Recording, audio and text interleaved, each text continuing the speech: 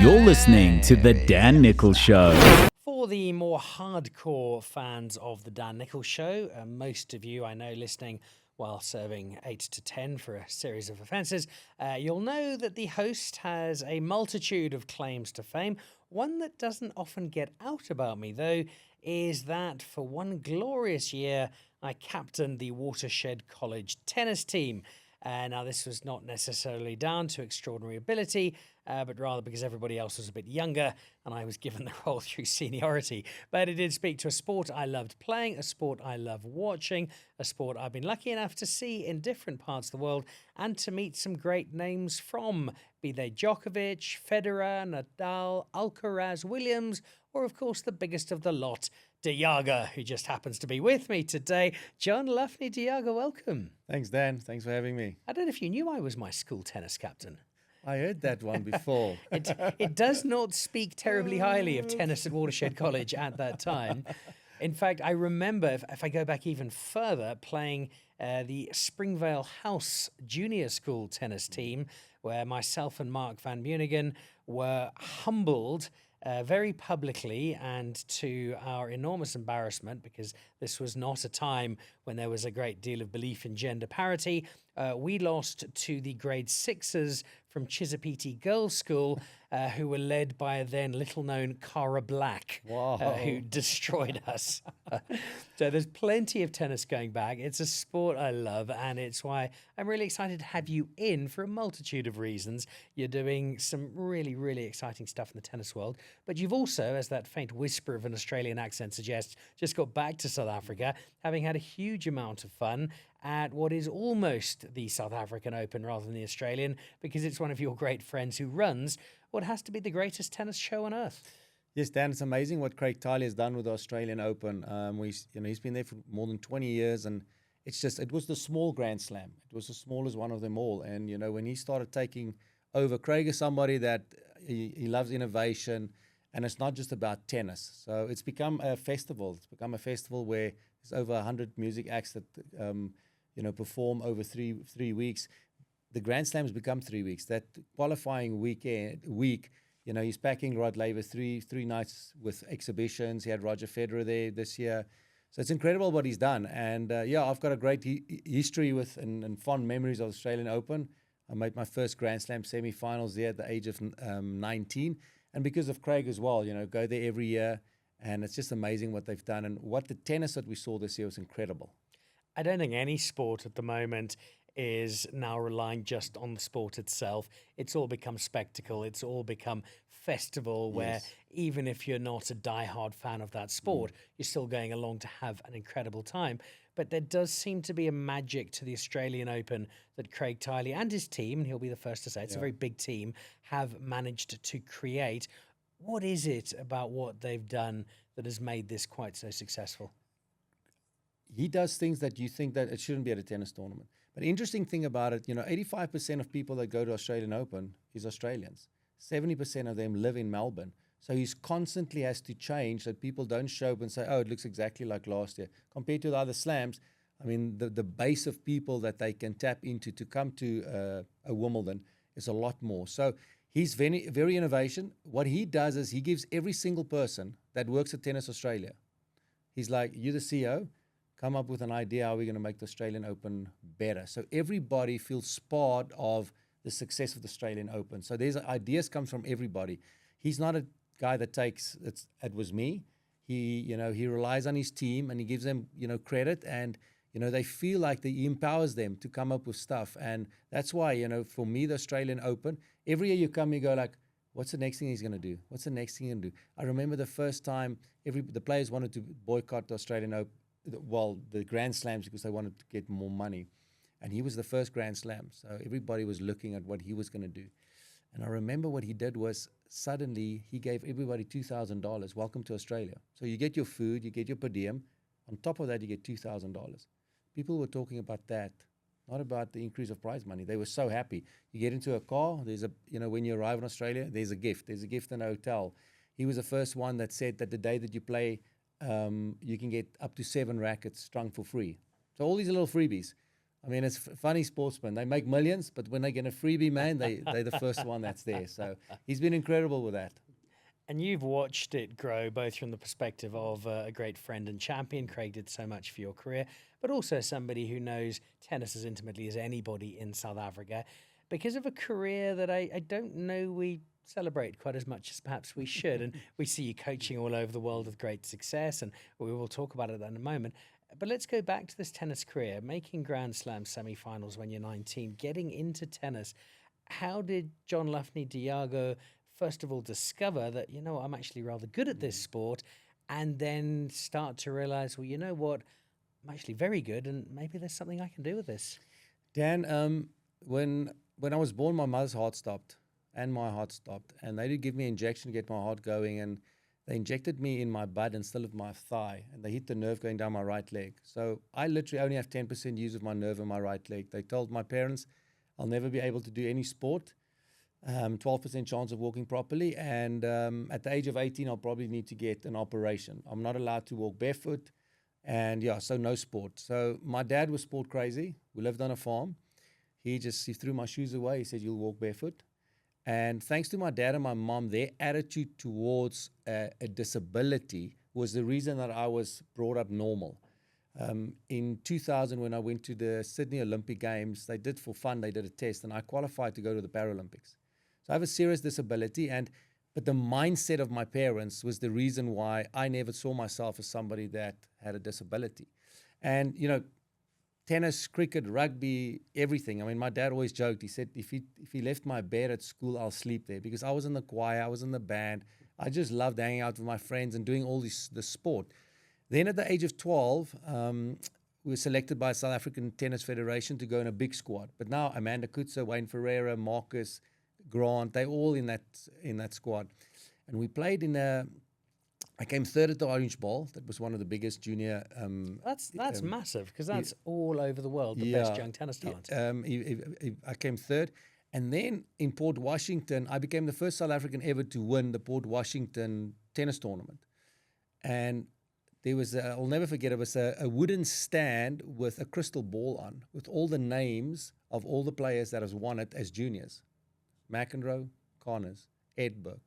I was seeing all these big names that won this event when they were young, and I thought to myself, wow, maybe I must take tennis up a little bit more seriously, because tennis was like my third sport. Rugby and cricket is my sports that I love, and I'll play tennis like 2 weeks before the holidays, and then the holidays I'll play tennis, pack my bags away, and I'll do all the other stuff. So that is where it changed for me when I won that international event, where I'm like, okay, maybe I'm not too bad at this. I mean, I must maybe just focus on it a little bit more.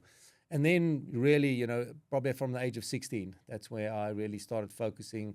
You know, I missed 21 weeks of school in standard in grade 8, 24 weeks in grade 9. And then everybody, Wayne, Amanda, they were all doing homeschooling. And I came with this great idea to my parents one night at dinner. I said, you know, I want to do homeschooling. My mom obviously was like, no, you'll not. You'll finish your school. And my dad was very open-minded, and he looked at me. He says, okay, sounds like a plan. He says, but you will get your matric. I don't care how you do it. That's one. You get matric. So we started figuring out what I needed to do. So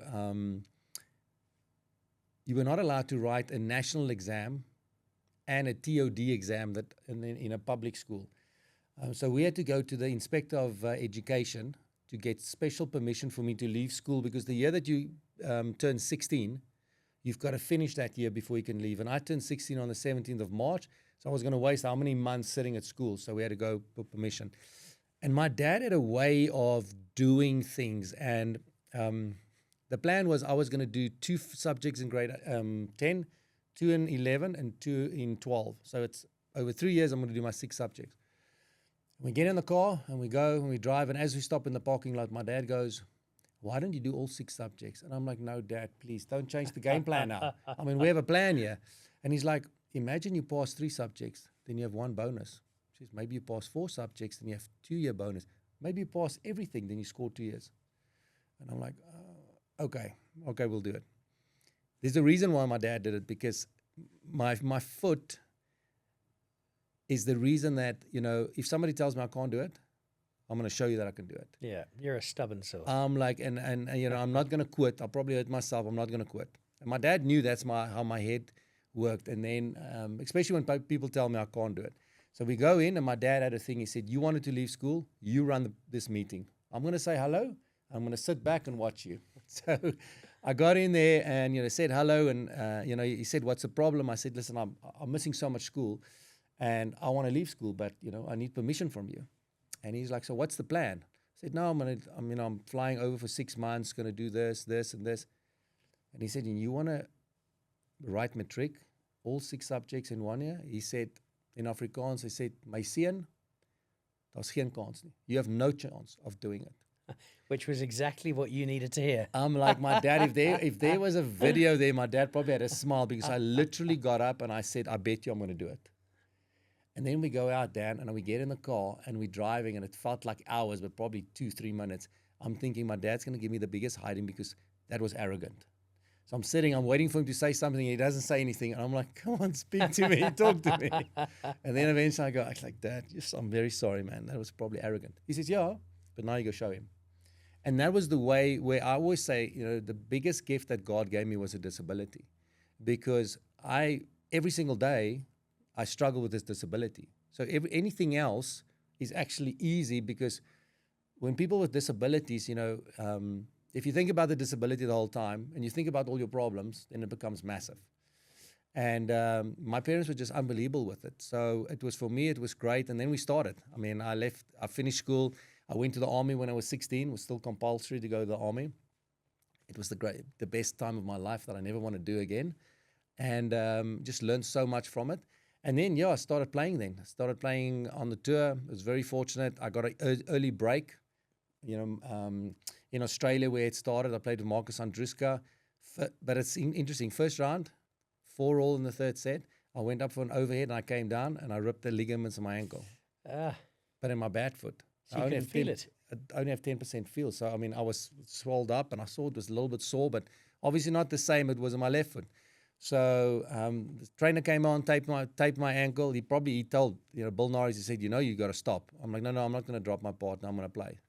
So we end up winning. So now we've through in the first round. We have to play number 2 seeds. So I stayed with people. I packed my bags because I was going to play. And from there I was going to go straight to the airport, go home, because, I was hopping. I couldn't really step on my foot.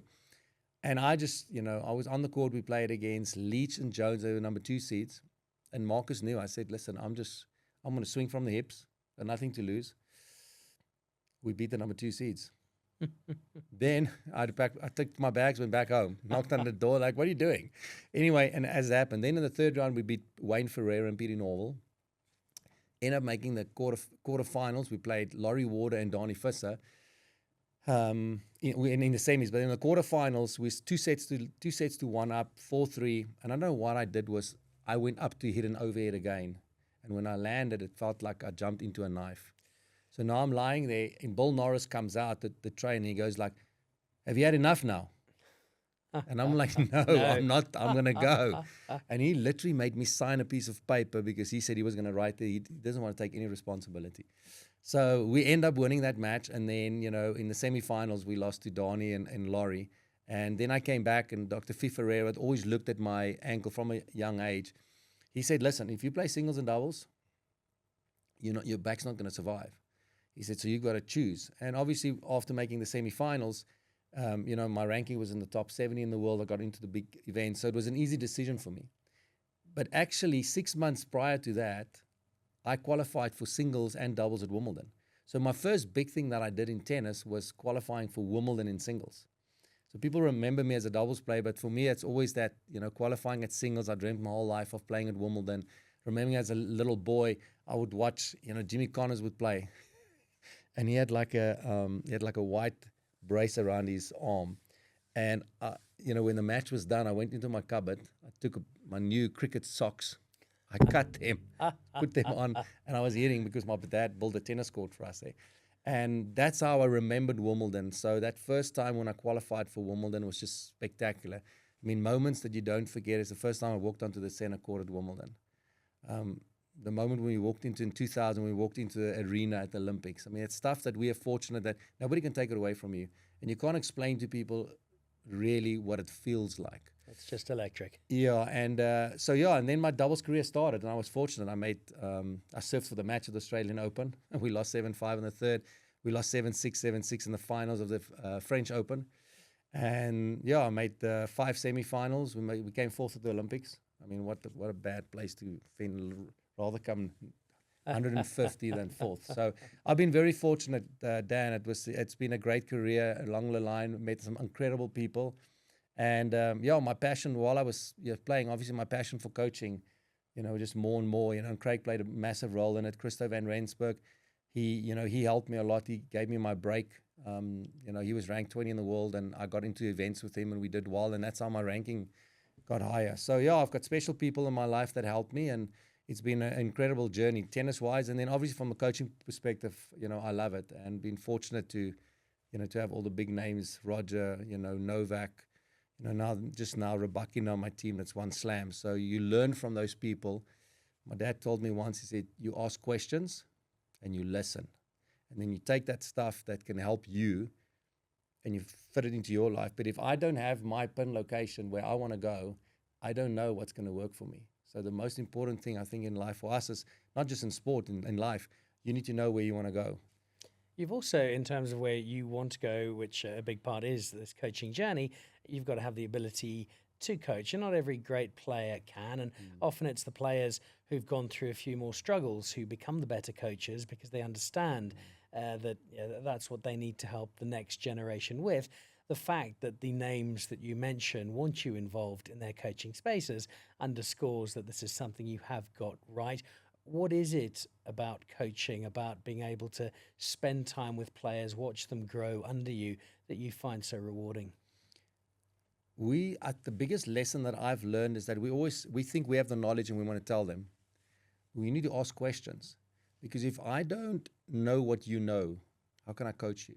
So ask questions, figure out what players know.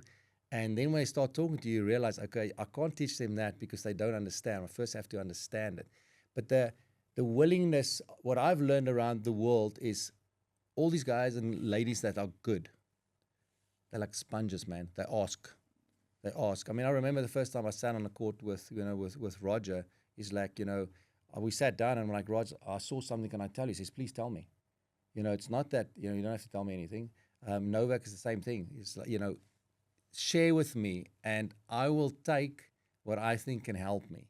But that must be intimidating, though. I remember when Gary Kirsten got the job with India and he speaks about the first net session, watching Sachin Tendulkar and thinking, what on earth do I tell Sachin Tendulkar about cricket? You've had a very impressive career, but you're now on court with one of the all-time greats. Are you second-guessing yourself? Are you asking yourself, what's John-Laffnie de Jager telling Roger Federer about his tennis? Yeah. How intimidating was that in its early days? It's very, man. You're nervous. It's like when you have match point to qualify for Wimbledon, that elbow becomes heavy, man. And it's true. You see stuff and you say, I mean, it's easy if you say to a junior or player that's top 20, but now it's Roger Federer. The great thing about those guys are they make you feel comfortable. And nothing that you tell them, they'll think, oh, that's something dumb. They always take it as, okay, I must learn from this. There's one thing that he will say that I can take and it will make me better. And all those guys have made me feel so comfortable around them. So what I normally do when I coach a team, because I don't coach them full time, so you have maybe a week or maybe 3 nights with them, I sit with them and I say, listen, when I sit with you on a changer, what do you want me to talk to you about? Do I talk tactics? Do I talk, tactical stuff? Do you want me to tell you a joke or whatever? And they will speak to you and they'll tell you exactly, this is what I need. I want you to focus on this. I want you to focus on this. Andrei Rublev is funny. I love that guy, man. So we've now won 3 titles together. And, the first time when I sat with him, I said, what do I talk to you about? He looked at me and says, JL, you know when to talk and when not to talk. And it's literally like you can see exactly, okay, when you have to speak to them. Dan, one of the other parts that we do now with my mental conditioning is that it's called the mic code. We do laterality profiling. Just to what's your dominant hand, ear, foot, brain. And according to that, we all have a default setting. And that has really helped me so much with my players, because if I don't know what you see, what you hear, and how you process information, you're going to miss the 1 or 2 percenters. You hear coaches go, I just told them that not to do it. Yeah, but you spoke Greek to them and they speak Afrikaans. So you need to speak the language that your player or your team understands. There's some players in your team that want you to be firm. There's some players that doesn't want to be firm, because if you're lefty or dominant, you don't hear what people say. You hear how they say it. So as soon as the coach starts raising his voice, they switch off. So you need to know that. And that's really helped me so much in coaching, because I pick up this stuff, I sit with them and I ask them, let's see what's your eye dominance. I speak to them and I see how they turn their ears, what dominance their ears. And then you figure stuff out and it makes it easy for you. And I think it's very important for coaches, teachers, people in corporates. Do you know the people that you work with? Do you know what language they speak? Because you can have your way, but your way, they maybe don't understand. So we have the knowledge, but we have to adapt so the people that have to execute understand what we're telling them. Which leads into a space where I don't fully understand why things haven't gone as well as they perhaps could. And I know you're doing a lot to change that, and we'll look at that in a sec. But that is South Africa and tennis. We have amazing schools playing tennis. We have incredible weather.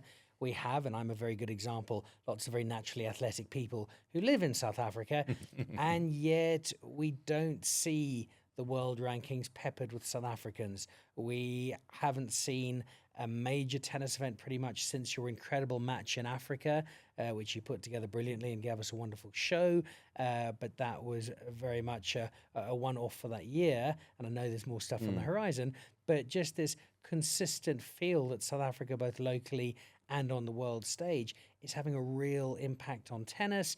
We'll see a college player come through now and again, and I know you've got some more on the horizon. But I always feel that we're not delivering as perhaps we could as a tennis country. First of all, is that a fair assessment? And if it is fair, then why are we maybe not doing quite as well as perhaps we could? It's definitely a fair assessment. We were definitely not where we were. So growing up in my time, when I was young, we had players that was playing at the biggest stage that inspired us to play. We had great venues. We had a lot of tournaments, local tournaments where people can play. Didn't have to go overseas to play. We were 32 South Africans playing at Wimbledon in 1999. We were 17 guys in the top 100 in doubles, 5 in the top 15, 5 guys in the top 100 in singles, and we had 4 ladies that was in the top 100 in the world in singles, all playing. And we were inspiring next generation. And there was opportunities. Federation had squads growing up, squads that took us to all these international events, got exposure playing against the best players in the world. And that's not happening now. So now we don't have facilities. We don't have events. So the only path for us to make it is to go through college. And it's an expensive sport. People don't understand. But right now, if you have a top player, Devin Barner is one of the kids that I coach. He's probably going to be our next star. I believe he's very good. His budget's $2 million a year if we want to do it properly, because you need to have a coach, you need to have a fitness trainer. So it's 9 meals a day that you're paying for. It's 3 airline tickets. It's 3 hotel rooms. So now you're traveling around the world. So it's very expensive. And we don't have that. So what has happened in the last 2 years, there's a lot more junior ITF events that the federation and individuals are putting up. That's really helped us, because the juniors can play and they can get international points. So when they travel, at least you get in. Slowly we're getting more 15,000 futures and 30,000. But we were lacking the next level. It's the ATP Challenges, because that runs from a 50,000 to a 175, and then the 250s is a tour events. So that in between we don't have. So what we've secured now is this year there's actually going to be a great schedule for them. In April there's 4 futures that the players can play. Then we secured 4 challenges that for the next 3 years are going to be hosted in South Africa. That is great for us. So we have end of May, first week in June, there's 2 $50,000 challenges.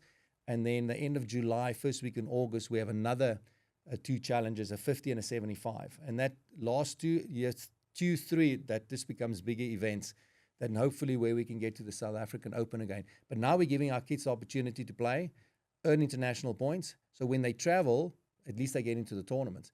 Now Tunisia and Egypt is the cheapest place actually for us to play. Tunisia have like 52 weeks of tournaments, just back to back. So when we go there and you don't have points, you don't even know if you can play. Now when we have local events, our players can get points, and when they go there, at least they know that they're going to get into it. So yeah, we've very excited about the 4 challenges that we're going to host at Irene Country Club. It's going to be festival. I'm lucky. I've been coach, and I know a guy that runs a pretty big event in Australia. That's helping us as well. And he will do so very happily, because Craig is such a proud South African. Yes. And it's lovely that not just Craig, there's so many other people in the tennis community who, because of your years and years of playing and coaching and networking, and with the reputation, the name you have, you can draw on all of that. And that will have helped us create these next tournaments, which I'm very excited about coming to watch and cheering on and seeing unfold. There are also the 2 other spaces, and you can shut me down if it's information that is not in the public realm, but I've heard whispers that there might be another match in Africa, and I'm hoping to play this time, and also hearing rumours that there might be something exciting in Stellenbosch. How much can be said? What do we know? What's in the open forum, John? Yeah, I mean, we definitely, we're working on, doing the next match in Africa, because it's, Holger Losch, my partner, our company, No Boundaries. That's what we want to bring. We want to bring international tennis to South Africa. And then we're very excited, Dan, the University of Stellenbosch has donated some land to us to build a state-of-the-art racquetball facility for Africa. So we're planning on building 6 indoor courts, some paddle and pickle courts. There's going to be accommodation for 40 players where we're going to draw the best players in Africa to come and train. So we have a central base where they can train, a little stadium where we can host events, and then some 7 hard courts, 4 clay courts. It's going to be great, because for the first time in 12 months of the year, the people in Stellenbosch can play, racket sports, because if it rains, there's no facilities right now. So this will have community access as well as 100%. It's going to be for the community. That if you're 5-year-old and you want to hit your first tennis ball, that's a place you'll be able to do it. The community can use it. We want to train coaches and send them out to the villages and different places where they can start their own business, run events. And then, we're very fortunate. You have university there, you have great schools there. So from an educational point of view as well, the players that's going to be there, will have the best when it comes to education. And then it's going to be a great place for foreigners to come. We know the Western Cape's very popular for wine, golf, and now I have a proper tennis facility as well. And we're very fortunate because, Craig's involved. Craig studied at the university. Billie Jean King is married to Ilana Kloss. Billie Jean King and Ilana is very much involved. And, and then we have 1 or 2, some strong business people that are, supporting us. And we want more people, more people involved that can donate money so we can build this great facility for Africa. And it's going to be a game changer for us. Indoor stadium, indoor courts, 40 bedrooms. This is not a small project. Ipso facto, it is not an inexpensive project. How close are you? Ideally, when would we like to see this coming through? Well, we obviously would like to see it ASAP. We still have, we're probably 60% there.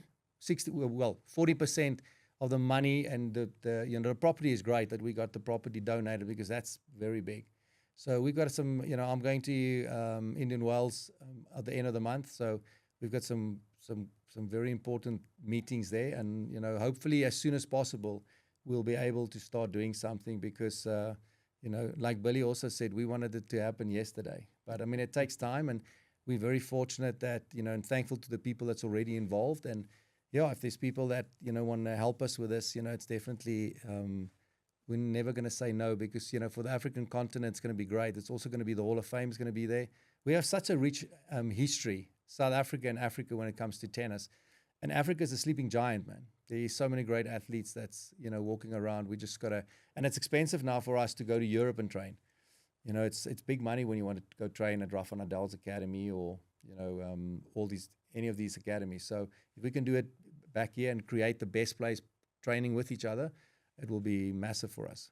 Well, in the spirit of generosity and contribution, I'm very happy to come along and help with some of the coaching, drawing from my Watershed College first team captain days. And if you need a resident sommelier for the tennis academy, I think I'd definitely be up for that job as well. But also more seriously there as one of many cheerleaders, because I think when we look back at the South African high points of the last 20, 30, 40 years, time and again we come back to sport as to what's made us proud, what's made us smile, what's brought us together as a country. and to be able to start seeing some South Africans filter into the Grand Slams, into the second week of these big tournaments would be amazing. But also to have this space for the next generation of continental talent would be incredible. So I'm really excited that this is on the way, and I wish you the best of luck. No, thank you, Dan. Yeah, it's it's a great sport. It's a sport that's brought so much, happiness to me and experience. It's a sport that took me around the world. I'm fortunate. I mean, travel around the world every day, meeting new people, getting new experiences, and for us to come back and to share that with people in South Africa is great. We one of our other projects is we just built 2 clay courts here in Modderfontein. Because clay is a surface that South Africans don't have. There's some clay courts at the University of Puka, and then we have 2 here. So it's also great now because now people can feel what it feels like to play on the clay, and for our juniors as well. Because normally we go 2 days before a clay court tournament. We arrive there, you train for 2 days, and then you got to play. The rest of Europe and America, they can train on clay. So we're very fortunate that we can have these 2 clay courts now, and not just for the high performance, but I think for social people, for people like you. I think we got to have like a little Dan Nicholl podcast there at Modderfontein clay courts and see how you slide. I'd be 100% up for it, although I did play on some clay growing up, but the surface we used mostly in rural Zimbabwe, and one I still don't know why you don't have a Grand Slam on this surface, and that was tarmac. Which I think very underrated as a global tennis service. Tennis balls lasted about a day. So lots to look forward to, lots to be excited about. And we'll ask you to stay in touch and keep us posted on how Match in Africa grows, how the events out at Irene, how the Stellenbosch Centre. There is a lot to look forward to. But I want to finish up by dipping into some nostalgia and going back once again. All of the games that you played through your career, and what a career it was. The ones I sometimes find that we think players will look back at with the most fondness are actually not, because there's sometimes reasons you don't know. Somebody's just come back from a miraculous injury, or something had happened in the build-up and they didn't expect to do well. What is, from your playing days, the tennis memory that you cherish the most, the one that, as you put your feet up at the end of a long day, sometimes flickers back into the mind and just gives you a nice, big, warm smile? There's 2 for me. When I was 12, when I won the Junior Nationals, the winners went to Sport Goofy to play in the World Championships, and it was at Disney World. And I just remembered I was so happy because the only thing I knew about Disney was the Sunday movie and the castle with all the, fireworks, and, winning that and knowing, I'm going to go to Disney World. I was so excited. And then for sure, I mean, the first time I qualified for singles at Wimbledon, I'll never forget it. It's the first time I played 5 sets. It was on grass. Who did you play against? Steve de Vries. So both of us were actually doubles guys. He was a doubles guy, but he took out the seed in the quarter, and I took the number 2 seed in the quarter. So then we ended up playing each other. And in Roehampton, the grass was so bad, man. You didn't let the ball bounce. I mean, you half volleyed the serve and got to the net. You served and volleyed because the grass was really so bad. But that was probably the best moment of my tennis career, just when I won that match and realized that I'm going to play at the real Wimbledon now. And that set it for me in my tennis career, because it's something I dreamt about. When I was young, I was lying in my bed dreaming about playing at Wimbledon. And first time I walked in there was special, man. It's a special place. I've got goosebumps just imagining it. JL, thank you, not just for all the great tennis memories, but thank you for what you're doing for tennis. It's a really, really exciting, ambitious agenda you have ahead of you. But if anyone can deliver on it with the network and the passion, then it is certainly you. I look forward to doing whatever I can to support and be part of it and to watch it all unfold. And I'm also looking forward to a couple of those young names you mentioned starting to filter into the WTA and ATP tours and seeing that South African flag flying in some big tournaments. No, thanks, Dan. Appreciate it. There we go. A great, great tennis career. A man who did so much all around the world and now does the same in the coaching world, where you speak to the top guns. Who are the guys who really know what they're doing when they're coaching? And the name J.L. de Jager comes to the fore very soon indeed. He's a national treasure in terms of tennis, and with so much more to come, expect to hear a lot more from him and a lot more about South African tennis in the months and years to come. Joining me on the Dan Nicholl Show this week, John-Laffnie de Jager.